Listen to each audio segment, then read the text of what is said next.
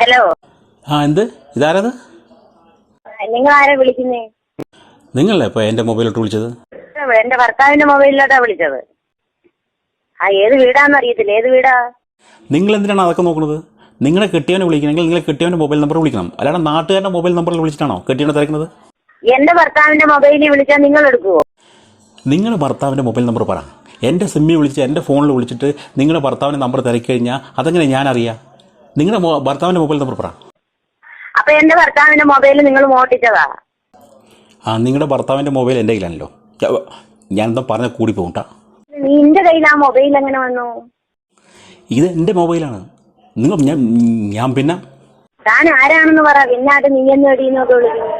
ഞാൻ ആരെങ്കിലും ആവട്ടെ, നീ എന്റെ മൊബൈലിലേക്ക് വിളിച്ചിട്ട് നിന്റെ കെട്ടിയ എന്റെ പോകല്ലേ ഇരിക്കുന്നത്?